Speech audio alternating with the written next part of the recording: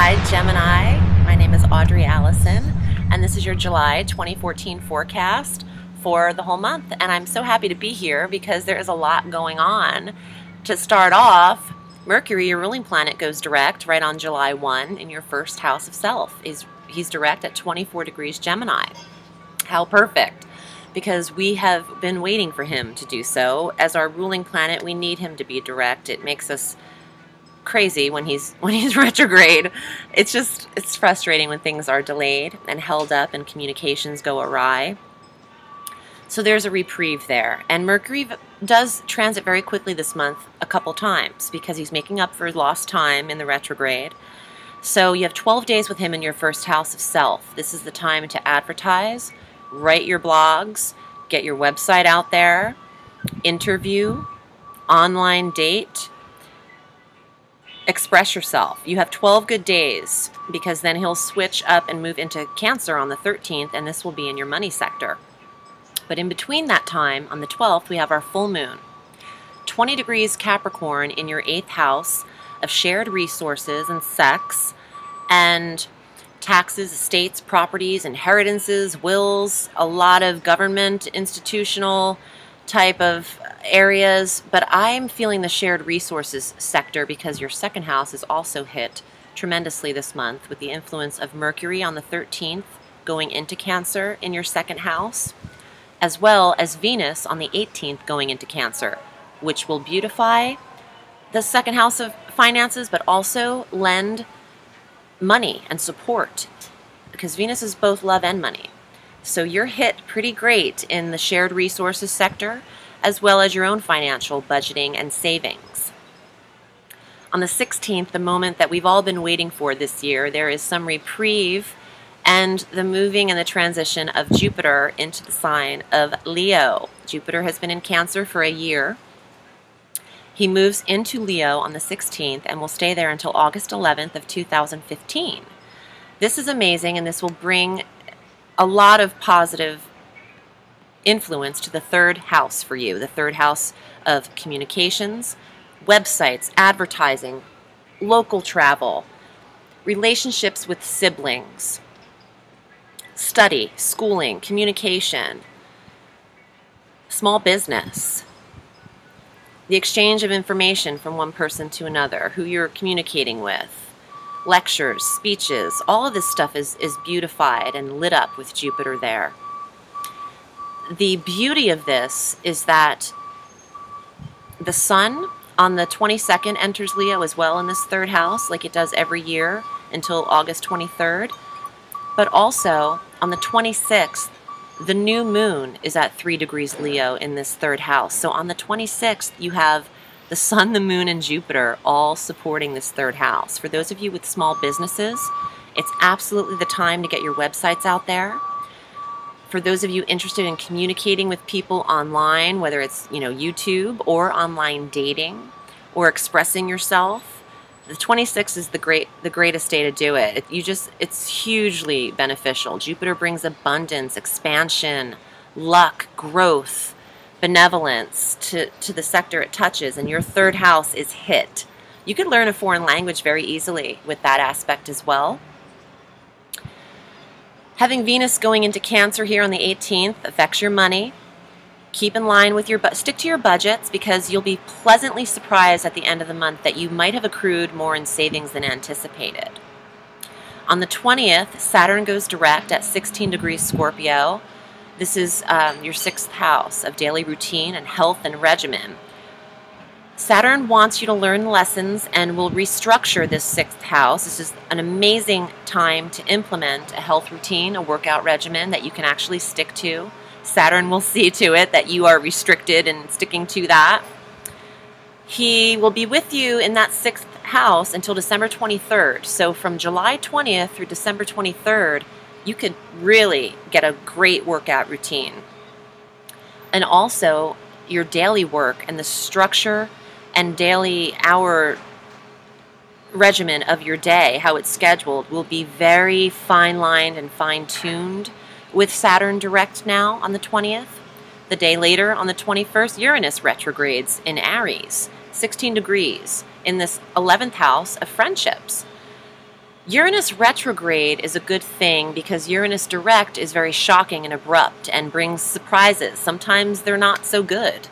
And he's been there for you in that 11th house of friendships for a long time, 2.5, 3 years. With him retrograde, it gives you some reprieve in this 11th house of friendships and wishes and goals. So they won't be a roller coaster ride anymore. You'll know exactly what works versus what doesn't.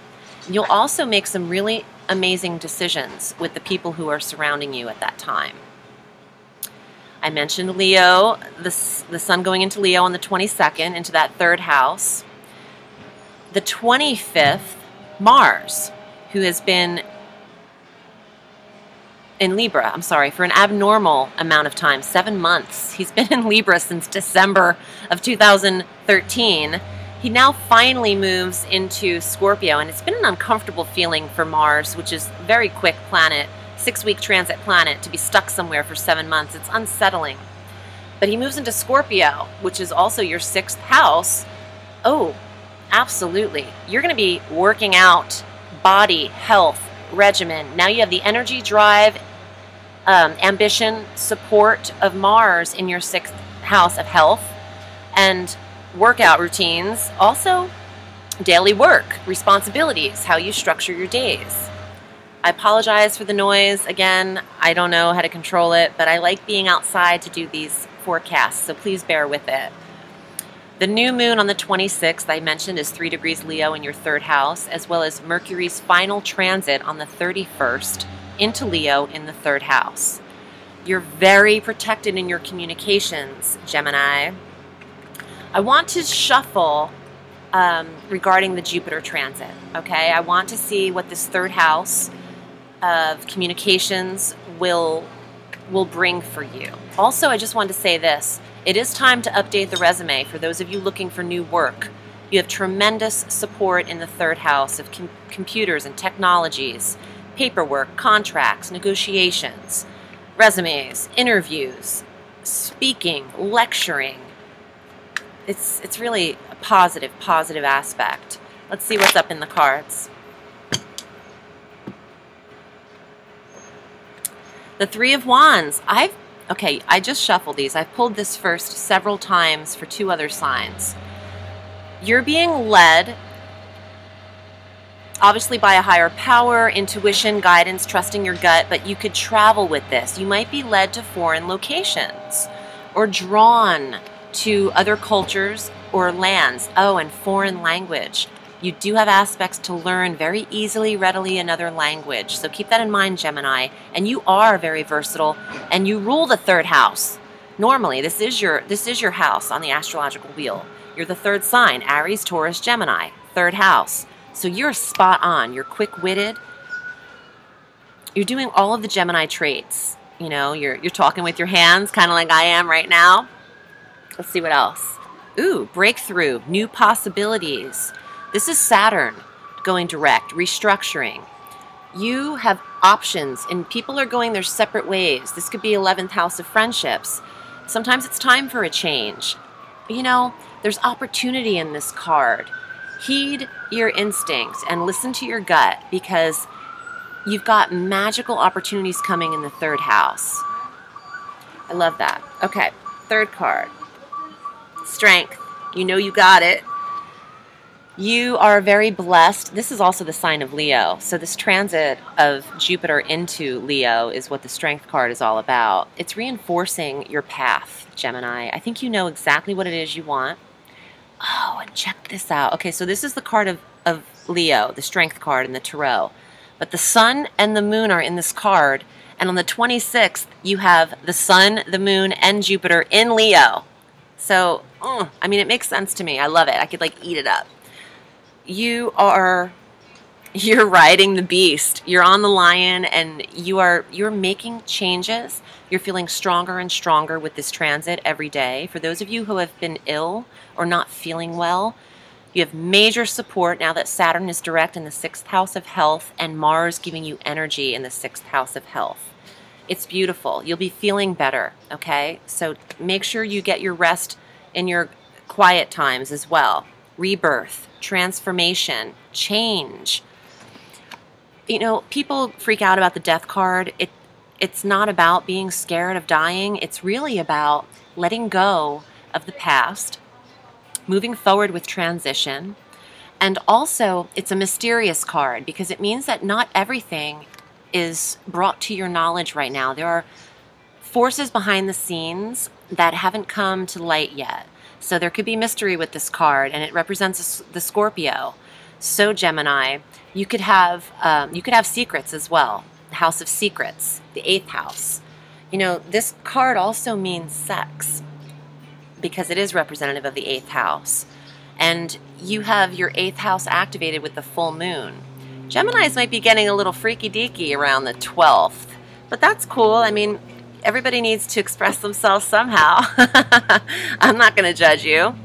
My name is Audrey Alison, and I love reading for you, Jenny. So reach me at audreyallison.com if you'd like your own private reading. Also, I'm at Audrey Allison Astrology and Tarot on Facebook.